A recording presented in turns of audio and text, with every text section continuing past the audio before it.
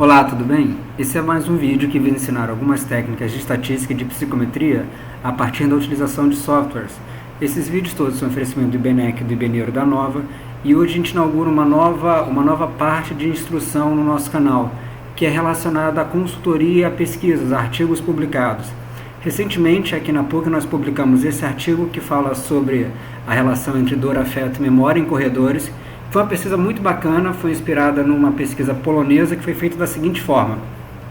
Um grupo de atletas, corredores de maratona, atravessavam a linha de chegada e estudantes de psicologia e psicólogos corriam atrás desses caras e perguntavam quanto eles sentiam dor naquele momento. Eles davam um valor qualquer, por exemplo, uma dor muito pequenininha, 10, uma dor super grande, e os psicólogos anotavam isso numa folha. Depois de 6 meses, os psicólogos entravam em contato novamente com esses maratonistas e perguntavam: olha, assim que você acabou aquela maratona, o quanto você sentiu de dor? Não é para o cara lembrar o quanto ele marcou, mas sim o quanto ele acha que estava doendo naquele momento. E lá na Polônia eles viram que realmente havia uma relação decremental. Com mais passava o tempo, menos as pessoas lembravam da dor que tinham sentido, e muitas variáveis começaram a ser elencadas para explicar esse fenômeno, ou seja, o fenômeno do esquecimento. A gente sabe que esquecer é fundamental. Mas bem, esse vídeo vai ser super mais rápido e eu vou ensinar, a partir desse artigo publicado agora por mim e pelo Landeira, como fazer pelo menos uma das análises que foi feita aqui. Nós fizemos exatamente a mesma coisa. Em 2015, nós já estamos em 2017, então o processo de publicação demorou um pouquinho. Em 2015, os maratonistas completaram a corrida, nós corremos atrás dos caras, perguntamos para ele: olha, quanto é que você está com dor agora? O cara deu um número qualquer, nós anotamos. 6 meses depois, nós entramos em contato, e dessa vez nós entramos em contato pelo Google Drive.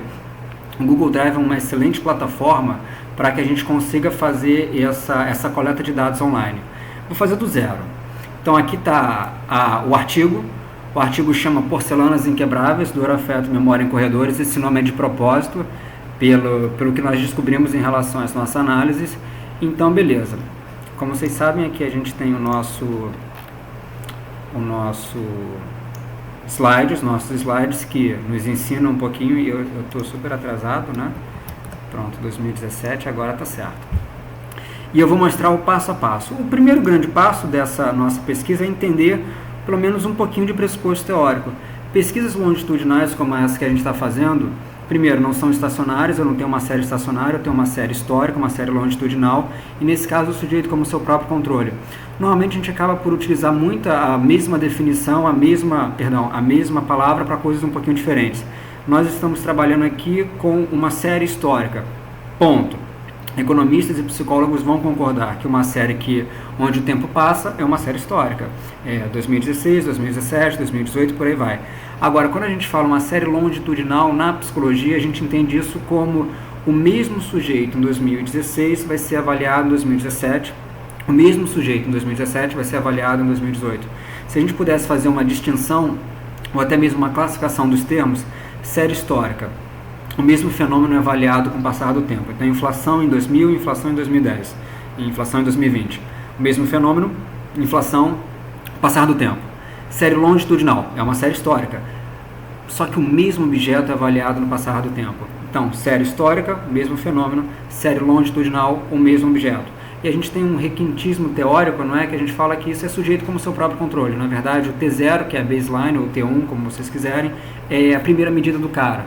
A gente super utiliza isso em neuropsicologia, eu acabei não escrevendo aqui, em economia, e também em psicometria. Tem uma técnica de estimação da confiabilidade do instrumento, uma técnica chamada teste-reteste, em que o mesmo sujeito faz aquele mesmo instrumento por 2 momentos diferentes do tempo. Bom, deixando blá blá blá para lá, não é blá blá blá, né? Se quiserem ler o artigo, tem um pouquinho dessa discussão lá dentro, muito pouquinho. Passo a passo, né? Passo 1, tenha paciência. Nossa, é super importante. Quando a gente trabalha com essa fusão de bases, tem que ter paciência, porque é um saco fazer.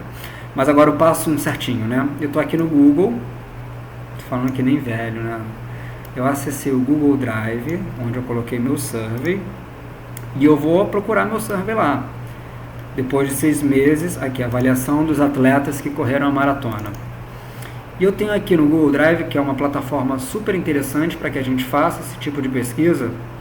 Eu tenho aqui o survey que foi enviado para essa galera, E as respostas deles, olha só, nós tivemos 28 respostas, não é o melhor número do mundo, mas é um número que a gente vai trabalhar. Essa coleta de dados é muito difícil, dependendo da pesquisa que a gente faça, é super difícil. Essa a gente tem muita perda. Então vamos lá, aqui a gente tem essa base de dados. A melhor forma possível para trabalhar com base de dados, tem isso daí como instrução de cabeceira. Eu não sigo essa instrução, eu erro pra caramba, mas a melhor forma de trabalhar é tentando automatizar todos os processos que você fizer nessa base de dados.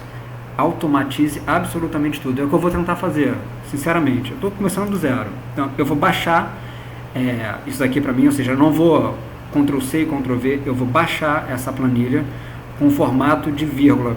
Eu reparei que eu não estou aqui com a plataforma com um negocinho de zoom. Vamos ver se eu consigo ativar o negócio de zoom. Pronto, que algumas pessoas reclamaram disso e também do som. O som do computador já tá velhinho, então infelizmente vai ser assim, mas o zoom funciona ainda. Então eu vou baixar essa base de dados com um arquivo separado por vírgula, tá bom? Estou fazendo isso de propósito, para que eu não confunda com Excel. Estou fazendo isso de propósito. Beleza, ele baixou. Eu vou colocar essa base aqui no meu desktop. Você não vai conseguir ver, mas eu estou colocando aqui no meu desktop. Pronto, está aqui, está lá no fundo do meu desktop. E agora eu vou começar do zero, tendo como passo a passo essa fórmula do bolo feito para que a gente consiga trabalhar com essas duas bases. Bom, passo 1, baixar o arquivo, isso está feito. Eu não alterei absolutamente nada manualmente. Passo 2, criar uma base própria. E é isso que eu vou fazer. Vou abrir aqui o nosso amigo SPSS, ele vai demorar um pouquinho.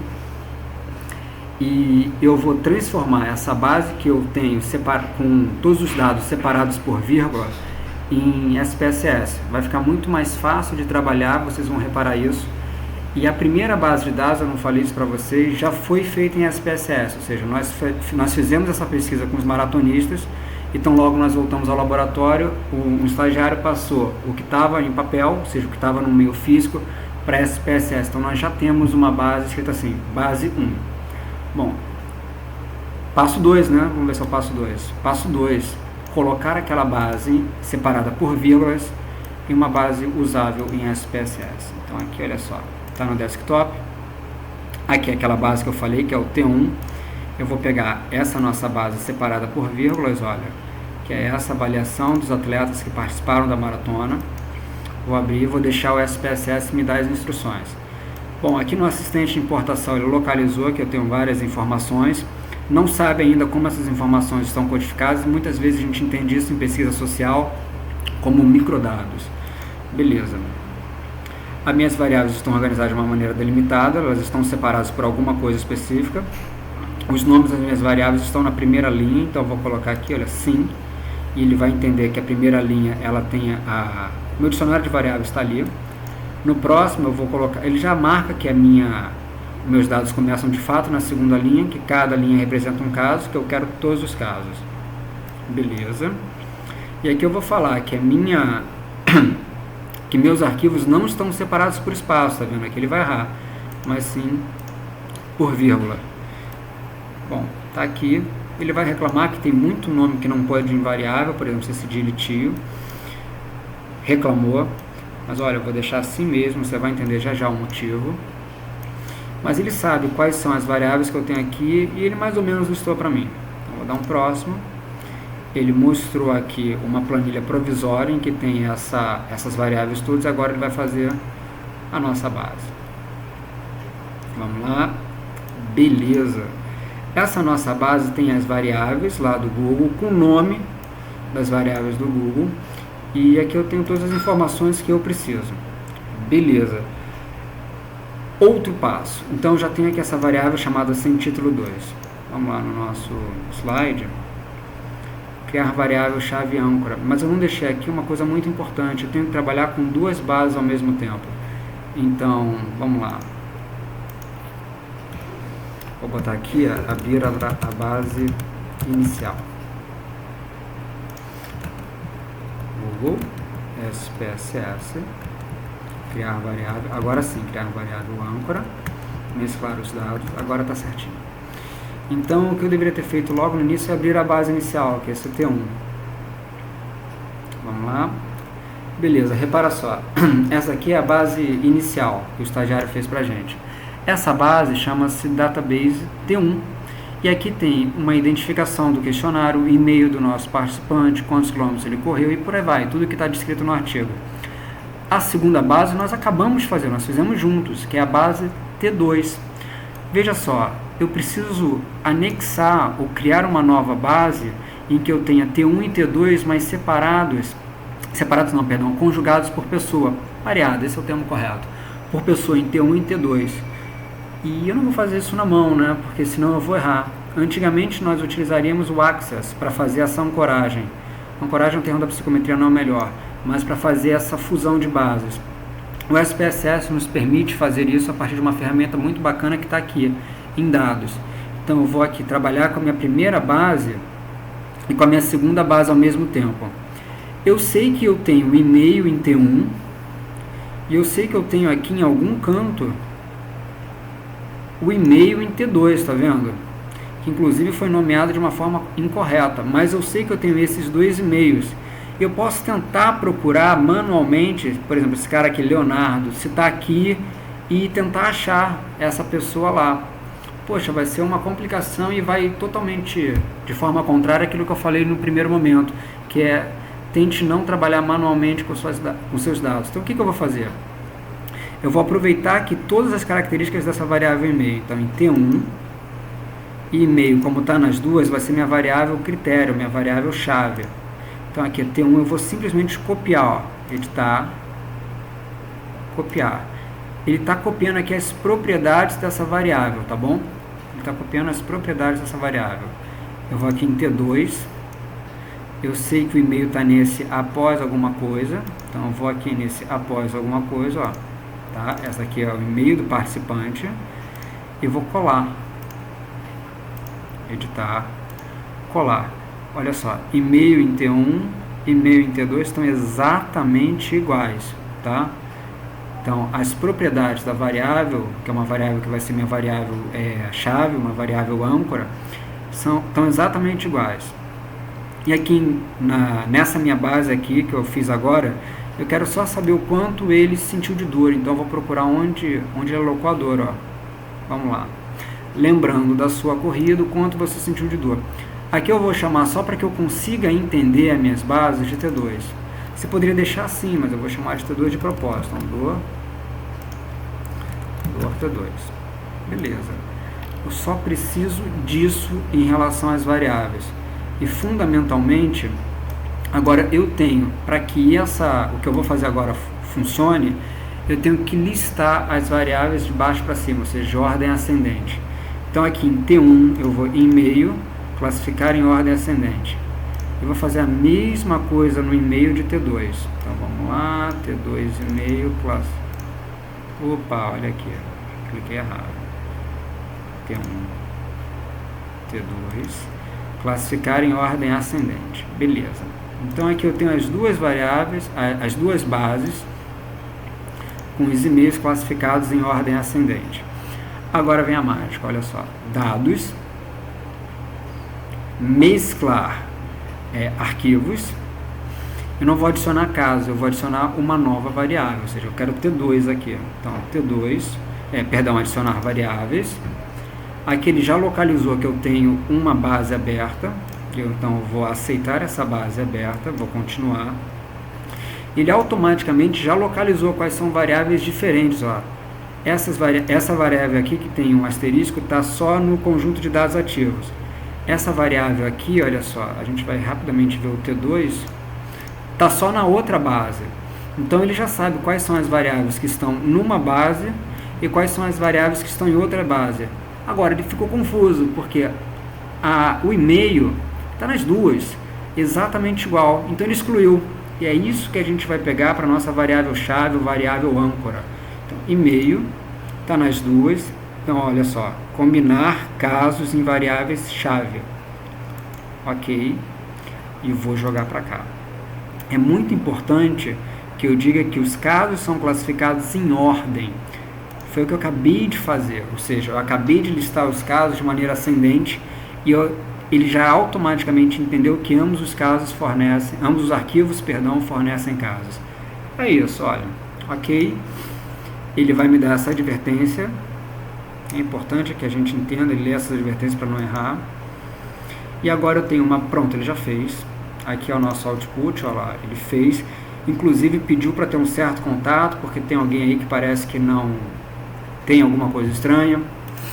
Bom, olha só, agora aqui no primeiro T1 eu tenho uma base, veja só, que tem os itens do T1, ID, identificação, né, o e-mail, quilometragem.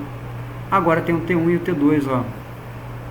Ah não, desculpa, é que eu não apaguei isso, eu já tinha feito isso, então ó, esquece isso. Então aqui tem a identificação, o e-mail, a quilometragem, o T1 e tem as coisas da segunda base, ó. Do T2, aquela variável identificação de hora, quanto foi que o cara, sei lá, correu e por aí vai. O que eu vou fazer?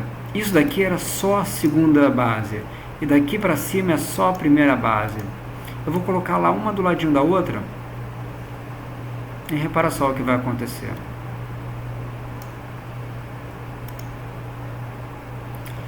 Eu tenho pessoas que correram e eu sei T1, claro.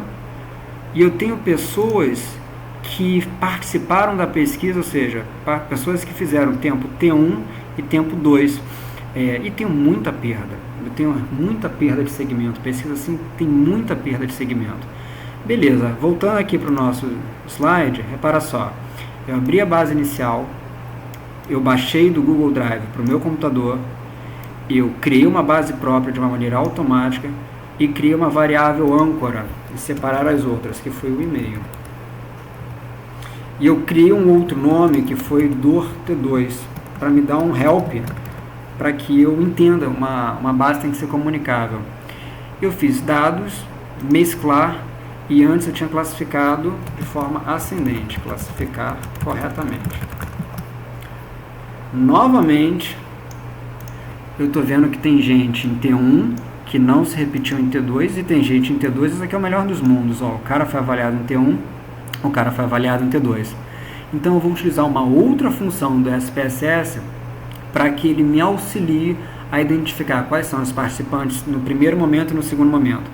Então vamos lá, dados, selecionar casos, e aqui eu vou criar uma condição, tá? Vai ser uma condição lógica. Se eu quero todo mundo que está preenchido T1 e todo mundo que está preenchido T2. Então, se for um caso ausente, eu não quero. Eu só quero casos que existam em T1 e casos que existam em T2. Então, vamos lá. Todos. Aqui eu tenho sysmiss. Essa aqui é justamente a forma que a gente utiliza. Pronto. Esse é o sysmiss que eu quero. É a função que a gente utiliza para saber se o dado é ausente ou não. Então, vou jogar para cá. Mas olha, isso aqui é importante. Se não for,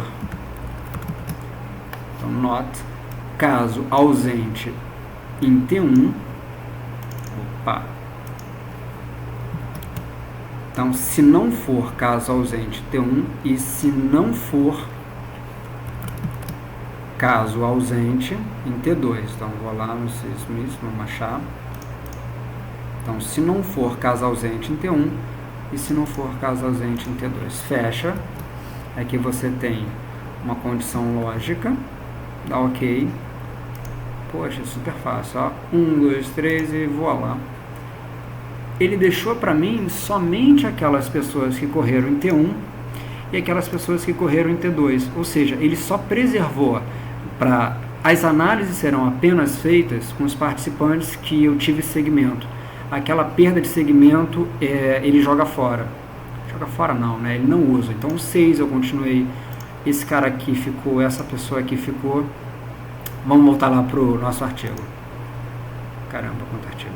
Tá aqui. Beleza. Esse artigo foi publicado agora e eu sou um cara desatento. E eu estava fazendo isso ainda há pouquinho e vi que parece que tinha alguma coisa errada, porque vê só. E eu fiz isso 1000 vezes antes de submeter o artigo. Então aqui eu falei que realmente a dor relatada, estou estragando a surpresa de vocês, né? As pessoas em T2, elas achavam que não tinha doído tanto. Então, cara, quando acabou a maratona, ele falou o seguinte: poxa, eu tô sentindo uma dor insuportável, é a pior dor que eu já senti, sei lá, de 0 a 10 a 10. 6 meses depois, a gente ligou para esse cara, ligou não, né? Mandou e-mail para esse cara, ele entrou no server e botou lá: nem deu tanto, foi uns 4, 5. Então a gente realmente viu, nós chegamos à conclusão, que é uma conclusão sempre parcial, isso sempre, a estatística ela nos ajuda a entender o mundo, mas o mundo não depende da estatística, né? Então é mais ou menos isso, é uma conclusão parcial, uma pesquisa difícil de ser feita, e é um peso super marginal, mas nós vimos que de fato as pessoas 6 meses depois, por algum motivo, pode ser o passar do tempo, pode ser afetos positivos ou negativos, pode ser que a memória ela é feita para esquecer mesmo, mas em T2 elas assinalaram que tinham sentido menos dor. Inclusive isso aqui está colocado e tem um gráfico legal, olha só, mostrando que de fato a dor imediata foi maior do que a dor recordada, ou seja, o passar do tempo e algumas outras variáveis que a gente tenta discutir aqui, foi estatisticamente significativo em relação à percepção que o camarada teve de dor e a recordação que ele teve de dor. Aí beleza, eu deixei aqui para vocês o slide, nós já trabalhamos com essa base, que agora é só fazer as análises. É muito importante, quem não sabe o que procura não entende o que acha, então você tem que saber o que você está querendo, quais são as suas hipóteses, e você tem que saber como testar as suas hipóteses, não é? Exatamente essa é a magia de uma pesquisa, é você saber o que você está procurando e você saber como procurar aquelas coisas. O que eu fiz? Eu fiz a mesma análise que eu fiz no artigo, então eu vim. Agora dá um parênteses em relação a aspectos teóricos, tá bom? Então eu fiz um analisar, pedi um ter pareado, então olha só. Deixa eu botar aqui mais pertinho para que a gente veja legal. T1 e T2, então eu tenho uma variável, vou falar super rapidinho, uma variável dependente, opa, estou na base errada. Então eu tenho uma variável dependente, que é percepção de dor, que a gente considerou como contínua. Então vamos lá, aqui eu coloquei, falar isso dá uma briga às vezes, viu?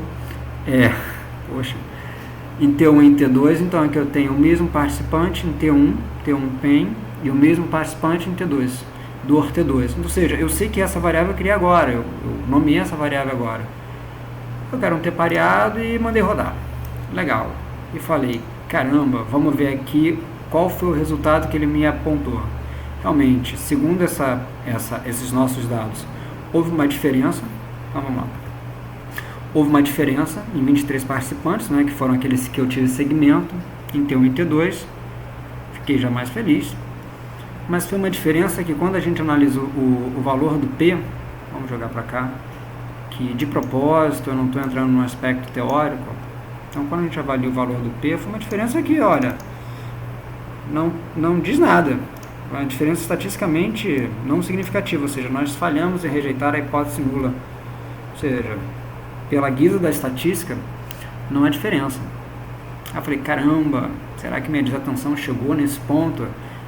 Acabei de fazer um falso positivo, né? Um erro do tipo, rejeitei uma hipótese sem dever ter rejeitado. É um erro grosseiro, um erro chamado falso positivo em teoria de detecção de sinal, em curva ROC, por aí vai.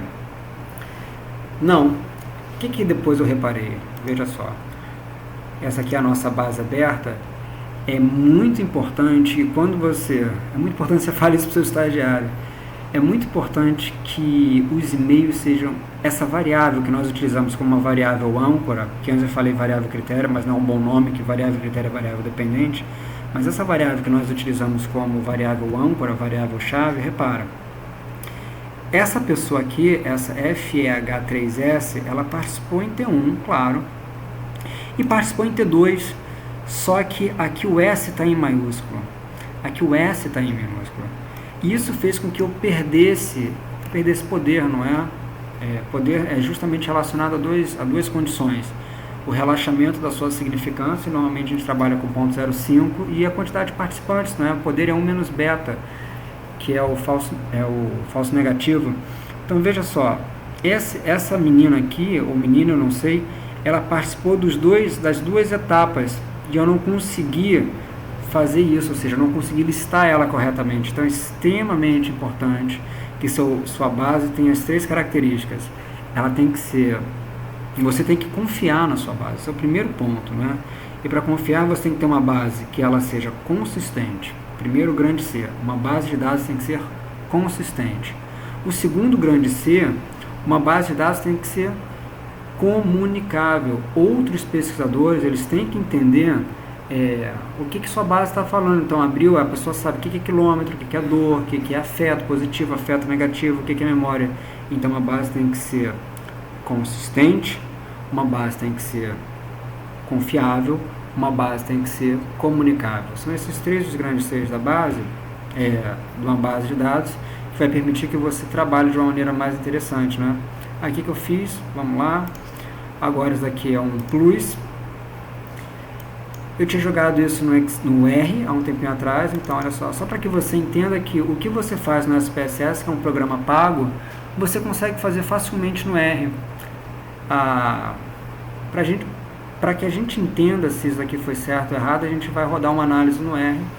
Então aqui eu já tinha, aqui na minha plataforma R, eu estou usando o RStudio, essa mesma base, as mesmas variáveis, eu somente tinha transferido isso para o R.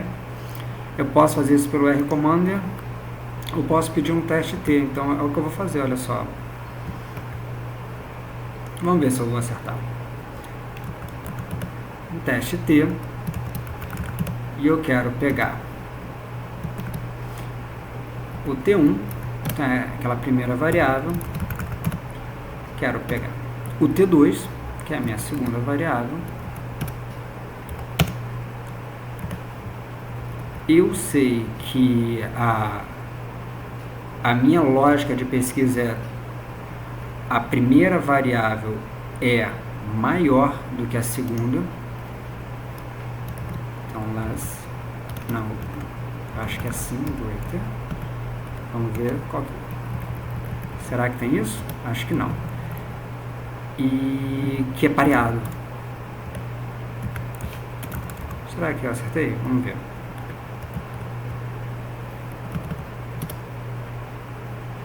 Acertei.